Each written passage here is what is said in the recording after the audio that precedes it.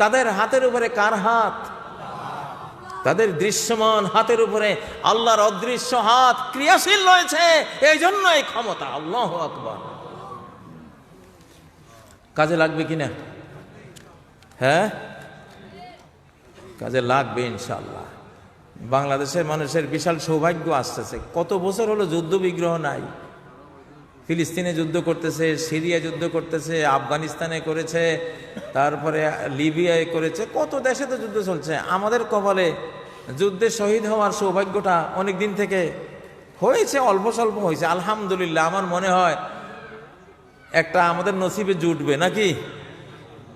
আমরা যুদ্ধ চাই না, যুদ্ধ চাই না, কিন্তু যুদ্ধ এসে পড়বে, আমরা মোকাবেলা করব ইনশাআল্লাহ। ও ভাইয়েরা, গতকাল কোথায় জানি ওয়াজ করেছিলাম যে কিতাব আর লোহা এক ঘরে থাকবে। কিতাব আর লোহা এই দুইটা কি এক ঘরে থাকবে। কোরআন আর লোহা একসাথে থাকবে। সূরা হাদীদ মানে লোহার সূরা, সূরা হাদীদ মানে কি? লোহার সূরা। আল্লাহু আকবার। সে লোহার সূরায় আল্লাহ যেখানে কোরআনের কথা বলেছেন সেখানে লোহার কথা বলেছেন। নবীর ঘরে কোরআনও ছিল, লোহাও ছিল। নবীর ঘরে কি ছিল? ওনার বুকে কোরআনও ছিল, ওনার ঘরে লোহাও ছিল। আবু বকরের ঘরে কোরআনও ছিল, লোহাও ছিল। লোহা মানে বুঝেন তো, তীর, তলোয়ার, বল্লম, এগুলো লোহা ছাড়া হয়? কোরআন আর লোহা একসাথে ছিল। ওমরের ঘরে কি ছিল? শুধু কোরআন নাকি শুধু লোহা? দুটোটাই ছিল। ওসমানের ঘরে লোহাও ছিল, কোরআনও ছিল। আলীর ঘরে লোহা ছিল, কোরআনও ছিল। সকল নরনারী, সাহাবী, মহিলা সাহাবী, পুরুষ সাহাবী, সবার ঘরে কোরআনও ছিল, লোহাও ছিল। সকল সরকারের কাছে, ইসলামী সাম্রাজ্যের সকল সরকারের কাছে কোরআনও থাকতো, লোহাও থাকতো। কোরআন ও লোহা একসাথ করলে বিশ্ব বিজয় করে মুসলমান। কোরআন আর লোহা একসাথ হলে বিশ্ব বিজয়। হেদায়েতের জন্য একখান কিতাব লাগে, আর সাহায্যের জন্য এক খণ্ড লোহা লাগে। হেদায়েতের জন্য একখান কি লাগে? কিতাব লাগে। যুদ্ধ বিগ্রহে বিজয় হওয়ার জন্য কি লাগে? এক খণ্ড লোহা লাগে। কিন্তু আমাদের দুর্ভাগ্য, সরকারের কাছে লোহা আছে, কিতাব নাই। সরকারের কাছে কি কিতাব আছে? পার্লামেন্টে কিতাব নাই, লোহা আছে। দেখবেন পার্লামেন্টে কত এসএসএফ কি জানি কত রকমের সৈন্য লোহা লইয়া দাঁড়ায় রয়েছে, কিন্তু কিতাব নাই। তুমি কিতাব ছাড়া লোহা দিয়ে করোটা কি? লোহা তো লাগবে কিতাবের জন্য। শ্বাস আর প্রশ্বাস, শ্বাস আর প্রশ্বাস, নিঃশ্বাস নেওয়া আর নিঃশ্বাস ফেলা, দুইটাই লাগে না, একটা দিয়ে কাজ চলে। একজনের নিঃশ্বাস নিচে ফেলতে পারে নাই, কি হবে? গোরস্থানে যাইতে হবে, মারা যাবে না? আরেকজনের নিঃশ্বাস ফেলছে আর নিতে পারতেছে না, কি হবে? এগুলি একটা না থাকলে আরেকটা বাতিল, একটা না থাকলে আরেকটা বাতিল। একজনে শুধু খাইতেই পারতেছে, শুধু খাইতেছে, টয়লেট বন্ধ, পেশাব বন্ধ, কি হবে? কি হবে? মরণ। আরেকজনে শুধু যাইতেই আছে, খাইতে পারতেছে না, তারও কি মরণ। এগুলি দুইটাই থাকা লাগে নাকি? তো লোহার কিতাব তো এইরকম, লোহাও লাগবে, কোরআনও লাগবে। এখন আলিম ওলামা ইমানদারের কাছে কিতাব আছে, লোহা নাই। তাদের সরকারের কাছে লোহা আছে, কিতাব নাই। এই জন্য দুই দল মরতেছে, ঠিক না বে ঠিক? এই দেশে কারো পরিণতি ভালো হয় না, সরকার একটারও পরিণতি ভালো হয় না। কয়েকদিন থেকে ওয়াজটা একটু একটু এখানে শুনে যায়। বঙ্গবন্ধুর পরিণতি কি হয়েছে সবাই জানেন, জিয়ার পরিণতি কি হয়েছে তাও জানেন, এরশাদের পরিণতি ধুকে ধুকে জেল কারাগারে জীবন গেছে, কত ভয়ঙ্কর পরিণতি। খালেদা জিয়া বেচারি তো মাত্র বের হয়েছে, এতকাল কত নির্যাতনে ছিল বিগত কত বছর থেকে, ঠিক না? আর শেষের যিনি হাসিনা, উনি তো, আর এটা তো সারা পৃথিবী জানে, পরিণতি ভালো হয়েছে। কারণ ওনাদের কাছে লোহা আছে, কি নাই? কিতাব নাই। লোহা আছে, কিতাব নাই, এই জন্য ভালো কোনো পরিণাম নাই। আর আমরা জনগণও কোনো শান্তিতে পাইছি, শান্তিতে থাকতে পেরেছি? আমরা অশান্তিতে ভুগছি। কেন? কিতাব আছে, লোহা নাই। যে আসে সে মারে, যে আসে সে পুলিশ আসে হ্যান কার বেটা আমার কাছে লোহা থাকলে তুই আবার পুলিশগিরি করতি আমার কাছে এসে। রয় দালাল্লা যাইতো আমার বন্দি করতো। হ্যাঁ ও ভাই, এরা কিতাবও লাগে, কি লাগে? লোহাও লাগে। সরকারের ভয়ের কিছু নাই, জনগণের হাতে লোহা থাকবে, লোহা আসবে। আপনি না দিলেও লোহা সামনের পরিস্থিতি বাধ্য করবে। আপনি নিয়মতান্ত্রিক ভাবে লোহা দেন, কিতাবওয়ালাদের কাছে লোহা দেন, সেনাবাহিনী অফিসার দেন, ট্রেনিং দেন, সরকারের নিয়ন্ত্রণে রাখেন, মনিটরিং এ রাখেন। সরকারি একটা ইউনিট, রিব্বিউন ইউনিট। কি ইউনিট? কোন ইউনিটের কথা বলছি? 12,000। কত হাজার হবে? এই রিব্বিউন ইউনিট বাহির করলাম কোত্থেকে? সূরা আলে ইমরানের 146 নম্বর আয়াত থেকে রিব্বিউন ইউনিটটা বাহির করলাম। ওয়াকাইয়িম মিন নাবিয়্যিন قاتل معه ربيون كثير। কত কত নবী পৃথিবীতে গেছে আর আসছে, আসছে আর গেছে, তাদের সাথে যুদ্ধ করেছে রিব্বিউন কাসীর। অনেক অনেক আল্লাহ ভক্ত সমাজসেবীরা নবীদের কাঁধে কাঁধ মিলিয়ে তারা যুদ্ধ করেছে। আল্লাহওয়ালা ইউনিট। কি ইউনিট? সমাজ সংস্কারক ইউনিট, রাষ্ট্র সংস্কারক ইউনিট। রিব্বি মানে নৌকা যারা মেরামত করে এদেরকে রিব্বি বলে। আবার যারা রব্বি মানে আল্লাহওয়ালা তাদেরকেও কি বলে? রিব্বি বলে। তো যারা সমাজ রাষ্ট্র সংস্কার করবে, কি সংস্কার করবে? রাষ্ট্র সংস্কার করবে, সমাজ সংস্কার করবে, চোরকে নীতিবান বানাবে, ঘুষখোরকে আল্লাহওয়ালা বানাবে, এদেরকে রিব্বি বলে। আবার যারা খুব আল্লাহওয়ালা, সমাজ সংস্কারের পাশাপাশি তারা আল্লাহর বন্ধু, তাদেরকে রিব্বি বলে। সূরা আলে ইমরানের 146 নম্বর আয়াত। বাংলাদেশ সরকারের কাছে আমার একটা প্রস্তাব, আপনি রিব্বিউন ইউনিট বানান, আল্লাহওয়ালা ইউনিট বানান। ইনশাআল্লাহ এরা সিংহের মতো আল্লাহকে সাথে নিয়ে রণাঙ্গনে ঝাঁপ দিবে, ইনশাআল্লাহ বিজয় ছিনিয়ে আনবে। ঠিক নয় কি? প্রিয় ভাইরা, নবীজিতে সাম্য তৈরি করার একটা রাষ্ট্র বানিয়েছিলেন। সেটা কি বিনা যুদ্ধে হয়েছে? বিনা লোহায় হয়েছে? এর সাম্য আর ইনসাফ তৈরি করতে কি লাগে? লোহা লাগে। কি লাগে? কিতাবের সাথে লোহা লাগে। এই ছাড়া, লোহা ছাড়া, শুধু লোহা আছে কিতাব নয়, কিতাব আছে লোহা নাই। যেটা 53 বছর নয়, শুধু 47 থেকে এই দশা চলছে, এই দশা চলছে। এই জন্য পাকিস্তান আমলেও শান্তি পাই নাই, একই কারণে বাংলাদেশ আমলেও শান্তি পাই নাই। একই কারণে এইবারও যদি সরকারের কাছে লোহা আছে কিতাব নাই, পাবলিকের কাছে কিতাব আছে লোহা নাই, ওই থোড় বড়ি খাড়া, খাড়া বড়ি থোড়, যেই লাউ সেই কদু, যেই কদু সেই লাউ আবার হবে। আমরা কি এটা চাই? অতএব যেখানে কিতাব সেখানে লোহা, যেখানে লোহা সেখানে কিতাব। Quran and iron, Quran and iron একসাথে চলবে। আয়রন ছাড়া কোরআন না, কোরআন ছাড়া কি আয়রন না। দুইটা একসাথ করতে চাই। কারা কারা একসাথ করতে চান? গণভোট। আজকে গণভোট নিলাম, নিয়তে না থাকলে হাত তুলেন না।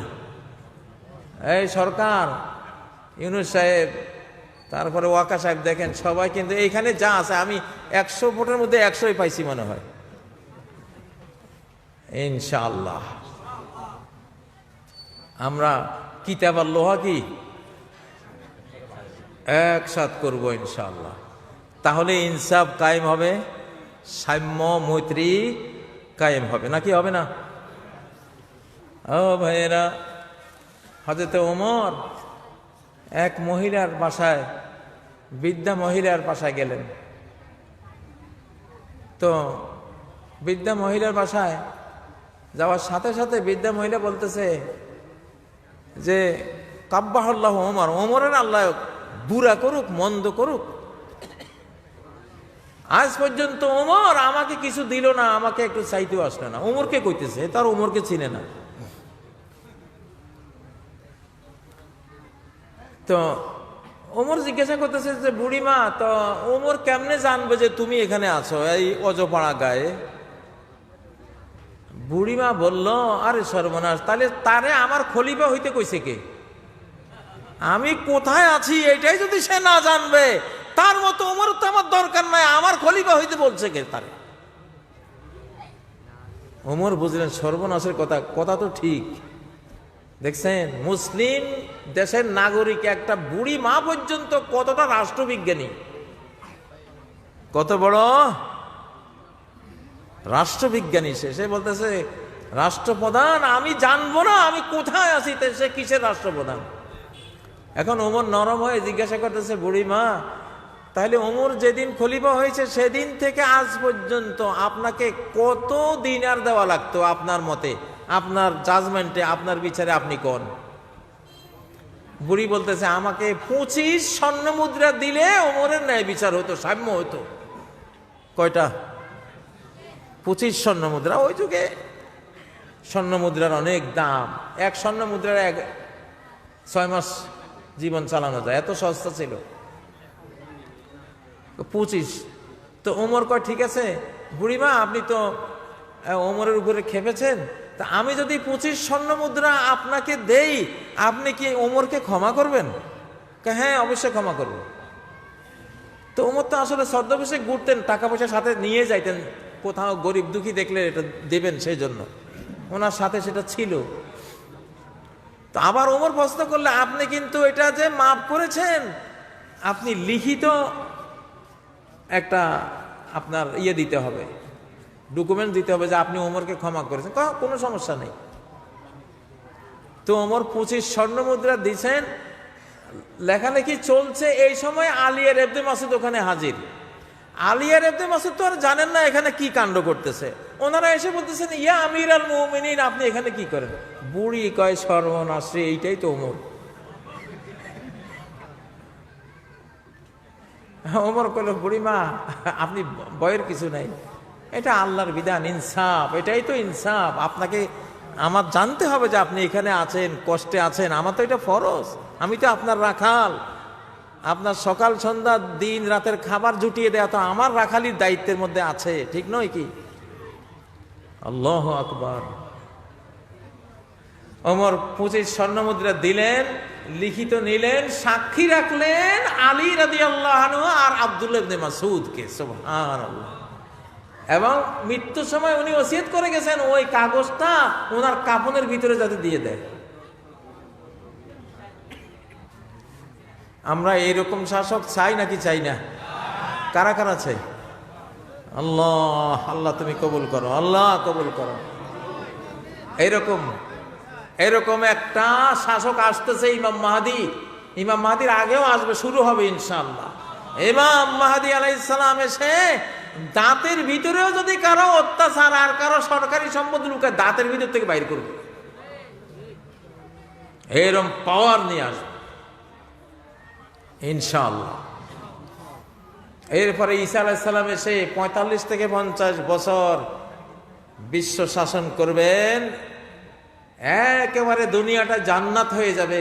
আমরা সেই ধরনের একটা যুগের একেবারেই নিকটে, এখন একেবারেই নিকটে, একেবারেই কাছাকাছি সময়ে চলে আসছি। প্রিয় বন্ধুরা, আপনারা যে ন্যায় বিচার চান, সেই ন্যায় বিচার কোরআন ছাড়া কখনো, কোরআন ছাড়া সাম্য সম্ভব না, ন্যায় বিচারও সম্ভব না। ও ভাইয়েরা,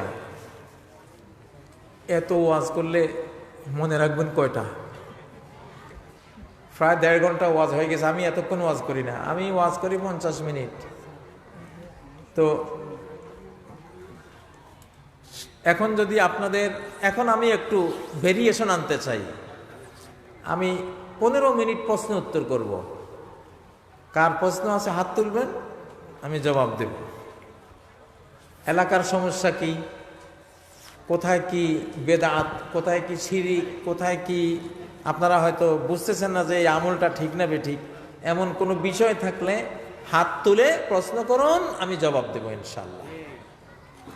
জি জি জি।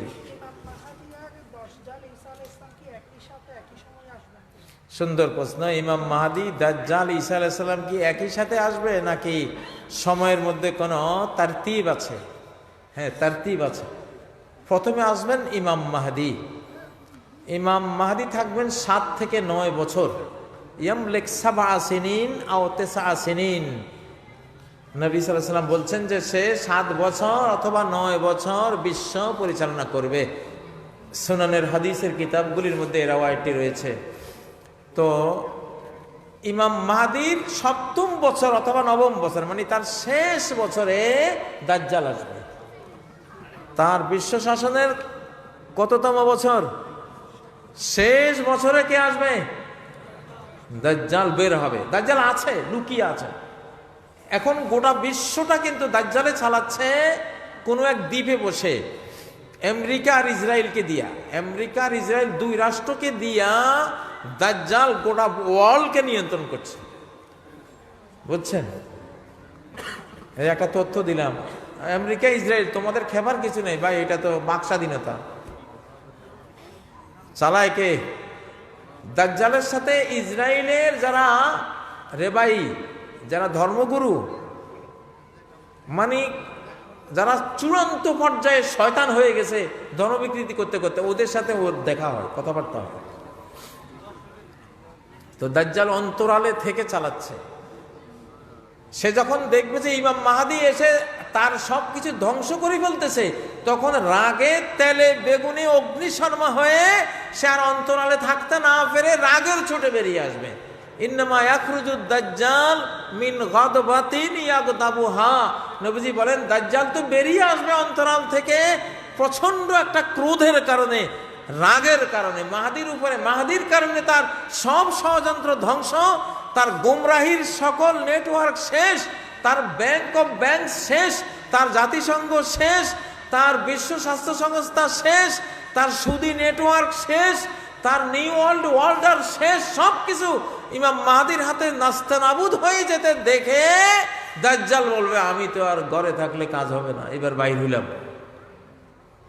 তখন তারে খুন করার জন্য আসবেন ঈসা আলাইহিস সালাম আকাশ থেকে। তাইলে সিরিয়ালে 1 নম্বর, প্রথম নম্বর কে? ইমাম মাহদি। 2 নম্বর কে? দাজ্জাল। 3 নম্বর কে? ঈসা আলাইহিস সালাম। 4 নম্বর ইয়াজুজ মাজুজ। 4 নম্বর ইয়াজুজ মাজুজ। জি, আর প্রশ্ন?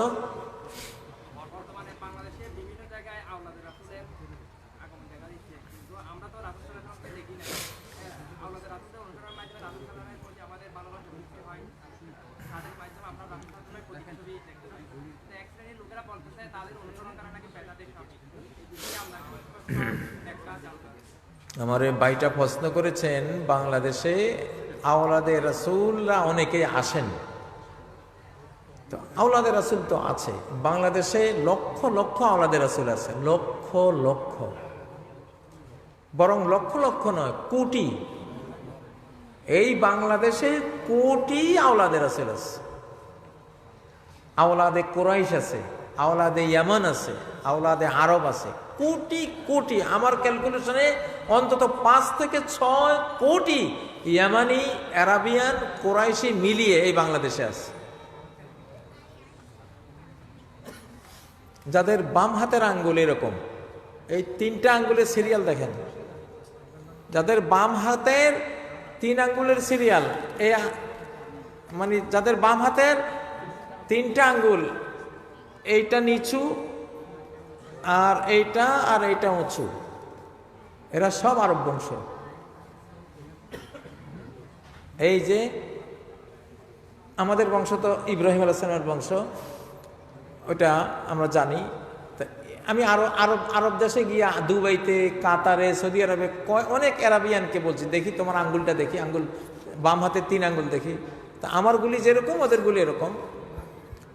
তা আমার ওটা এইটা আমি এর আগে জানি, আমার শরীরে সিল মারা আছে, তো আরবি একটা সিল আছে, এটা জন্মগত সিল। তো যাই হোক, আমি ওই সিল থেকে আমার বংশ আমি ধরেছি।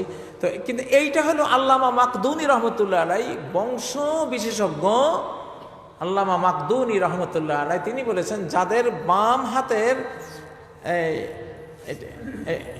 এইটা বাম হাতের মানে কনিষ্ঠার সাথে যে আঙ্গুলটা এটা উঁচু, আর মধ্যমার আগের যে আঙ্গুল এটা নিচু, এগুলি সব আরবি বংশ। এরকম লোক বাংলাদেশে অন্তত 5 থেকে 6 কোটি আছে। এদের মধ্যে আওলাদের রাসূল আছে লক্ষ লক্ষ। এই জন্যই বাংলাদেশের প্রতি আল্লাহর এত মায়া, এত মায়া। এই জন্যই চারদিকে শত্রু, আকাশের দিকে খোলা। আল্লাহু আকবার। আল্লাহর অনেক মায়া। বাংলাদেশ নিয়ে ফাজলামি করবে যারা, তারা তাদের রাষ্ট্র হারিয়ে ফেলবে। আমি বহু আগে এটা তথ্য দিয়ে রাখছি। এই দেশকে যারা আক্রমণ করবে, তাদের দেশ বাংলাদেশিরা এবং মুসলিম উম্মাহ মিলে দখল করে ফেলবে। আমি রেজাল্ট ঘোষণা করে রাখছি। এটা আদালতে বলেছিলাম, আদালতে দাঁড়িয়ে 30 মিনিটের একটা বক্তৃতা এই তথ্য দিয়ে রাখছি আমি। যাই হোক, তো বাংলাদেশে আমি বলছিলাম যে ঢাকা আর দিল্লি আমি একসাথ করবো ইনশাআল্লাহ। তো ঢাকা তো পাইছি, এখন দিল্লি বাকি। যদি ফাইজলামি করে তাহলে দিল্লির মালিক তো আল্লাহ, ওনার থেকে নেব। তোরা যদি বাংলাদেশ আক্রমণ করিস, দিল্লি বাঁচাইতে পারবি না ইনশাআল্লাহ। দিল্লির মালিক থেকে দিল্লি অলরেডি নেওয়ার দরখাস্ত দেওয়া হয়ে গেছে। দিল্লিতে 750 বছর আমাদেরই ছিল, তাজমহল তো আমাদেরই ছিল, কুতুব মিনার তো আমাদেরই ছিল। মুসলিমরা 750 বছর এই গোটা ভারত শাসন করেছে, ঠিক না? ইংরেজরা ভারত কি হিন্দুদের থেকে নিয়েছিল না মুসলমান থেকে নিয়েছিল? মুসলমান থেকে নিয়েছিল। বাংলাদেশ কি ইংরেজ ব্রিটিশরা হিন্দুদের থেকে নিয়েছিল না মুসলমান থেকে নিয়েছিল? সিরাজ, নবাব সিরাজ থেকে নিয়েছিল। আর ভারত নিয়েছিল জাফর খান, জাফর শাহ, মোগল শেষ সম্রাট জাফর শাহ থেকে নিয়েছিল। তাই মুসলমান থেকে নিয়েছো, ফেরত দিছে হিন্দুদের কাছে কেন? হিন্দুরা যদি গন্ডগোল করে, ভারতের হিন্দুরা, বাংলাদেশের হিন্দুরা তো গন্ডগোল করবে না, ভারতের ওরা যদি গন্ডগোল করে, আমরা আসল দাবি তুলব, ফেরত দাও। আর ফেরত দেওয়ার মালিক কে? আরে জোরে বলেন মিয়া, কি কথা কইতে আল্লাহরের সাথে নিয়ে বলতেছি বেটা। কারো কিছু যদি সাহস থাকে তো করে দেখাইস। আমি কিন্তু মালিকের সাথে নিছি, শাহানশাহকে সাথে নিছি, ঠিক না?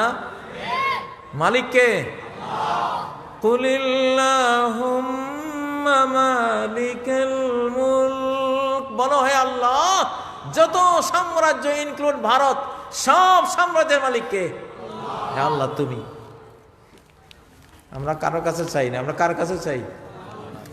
আমরা রাজকীয় বাহিনী, রাজাধিরাজের বাহিনী, শাহানশাহর বাহিনী, আমাদের সাথে কেউ পারবে না, কেউ পারবে না, পারার কোনো সম্ভাবনাই নাই। আমরা এখন জাগ্রত, ঠিক না? ইনশাআল্লাহ। আরেকটা প্রশ্ন, সমাজের একটি মসজিদের নামকরণ নিয়ে দুটো গ্রুপের মধ্যে দীর্ঘকাল ধরে বিরোধ, কোনো মতেই ঐক্য হচ্ছে না, এক্ষেত্রে করণীয় কি? নাম নিয়ে বিরোধ, কি নামটা সেটা তো বললেন না, কি হয়েছে নাম নিয়ে? কি নাম সেটা? নাম কি? নাম দুটো তো আমাকে শোনাবেন যে এই নাম। ওয়ালাইকুম আসসালাম।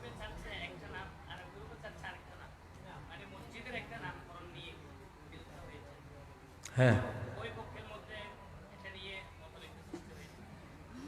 তো নাম নিয়ে মতানৈক্য সৃষ্টি হয়েছে, একটা অশান্তি সৃষ্টি হয়েছে। তাইলে এখন মসজিদের নাম দেখেন বাইতুল সালাম, শান্তির ঘর, তাই তো অশান্তি চলে গেল,